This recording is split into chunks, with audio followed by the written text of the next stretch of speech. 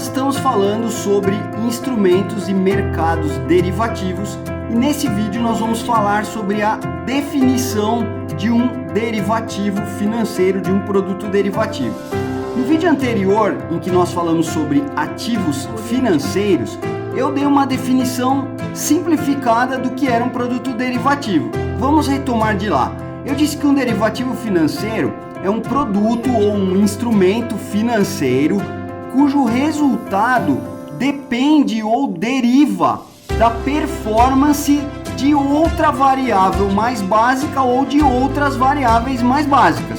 Então, o resultado do produto derivativo pode depender de uma ou de mais variáveis mais básicas. E quem são essas variáveis mais básicas? Se você se recordar, nos vídeos anteriores nós falamos que os ativos eles estão divididos em dois grandes grupos: os ativos financeiros e os ativos reais. E dentro dos ativos financeiros nós vimos três grandes classes de ativos, que são as ações, equities, que são os instrumentos de renda fixa e que são as moedas. E dentro dos ativos reais nós também vimos que existiam três grandes classes de ativos: os ativos de real estate, dentro deles tinha lá imóveis, terrenos; as commodities, que eram commodities hard e commodities soft, e também as empresas e as fábricas. Essas variáveis mais básicas, que o resultado do derivativo é uma função, ele depende dessas variáveis mais básicas. Essas variáveis mais básicas são instrumentos que pertencem a essas classes todas de ativos que nós vimos antes. Qualquer instrumento que está dentro dessas classes, ele é uma variável básica que eu posso ter um derivativo que dependa dela. Mas não para aí.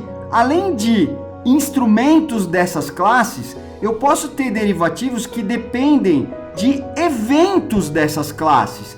Então, por exemplo, se uma empresa emitir dívida, tomar dinheiro emprestado de credores, ela vende para esses credores um título, emite um título de renda fixa e toma dinheiro desses credores para devolver no futuro. Se por acaso acontecer algum problema e essa empresa não devolver esse dinheiro, nós dizemos que ocorreu um evento de default, que é um evento de inadimplência. Nós chamamos que é um evento de crédito. Então existem derivativos que o resultado deles depende desses eventos também. Então, resumindo, eu posso ter produtos financeiros derivativos que as variáveis básicas que vão impactar o seu resultado são instrumentos ou são eventos pertencentes a essas classes de ativos.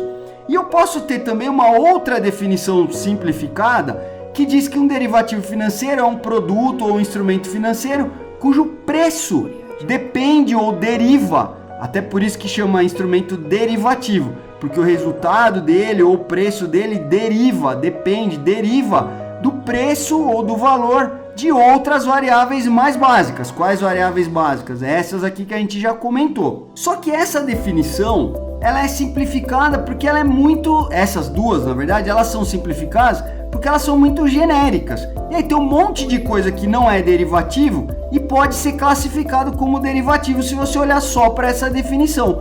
Por exemplo, fundos de investimento. Fundos de investimento não são derivativos, mas eles também se encaixam nessa definição. Por quê? Porque o resultado deles também, o resultado de um fundo de investimento também depende de outras variáveis mais básicas. Eu vou te dar um exemplo. O que é um fundo de investimento?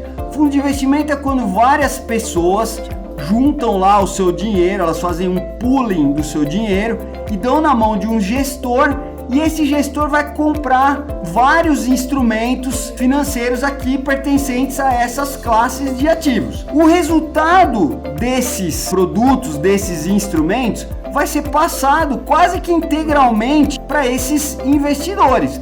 O que vai acontecer é que no máximo eu vou descontar despesas ou a taxa de administração dos gestores, mas eu não vou transformar esses resultados desses investimentos. Os derivativos não funcionam dessa forma.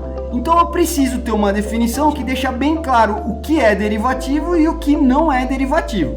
Então uma melhor definição para derivativo seria a seguinte: um derivativo financeiro é um produto ou um instrumento financeiro, uma security.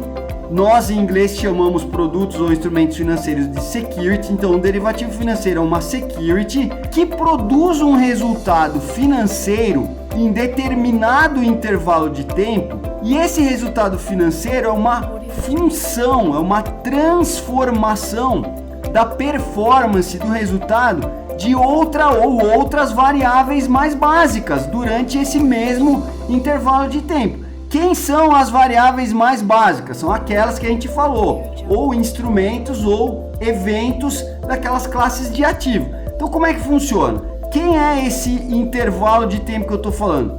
Esse é a duração da vida do derivativo. O derivativo se inicia aqui e ele termina, ele expira, ele acaba aqui.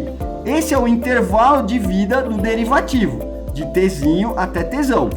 O resultado do derivativo durante esse intervalo, que é um resultado que pode ocorrer ao longo do tempo ou pode ocorrer só em um determinado instante de tempo aí dentro desse intervalo, o resultado do derivativo depende do desempenho de variáveis mais básicas ao longo desse mesmo intervalo de tempo. Então imagina que eu tenho lá outras variáveis mais básicas daquelas classes de ativo e o meu derivativo vai fazer o quê?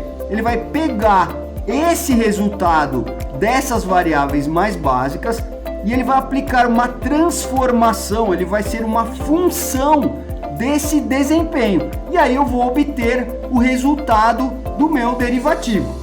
Essas variáveis mais básicas, para nos referirmos a elas, usamos vários nomes. Então elas são genericamente chamadas de ativo base, de ativo subjacente, em inglês, né, de underlying asset ou de underlying instrument, mas nós em geral chamamos apenas de underlying. Por quê? Porque muitas vezes essas variáveis básicas, né, das quais o derivativo depende, elas nem são um ativo. Vamos ver vários exemplos aqui.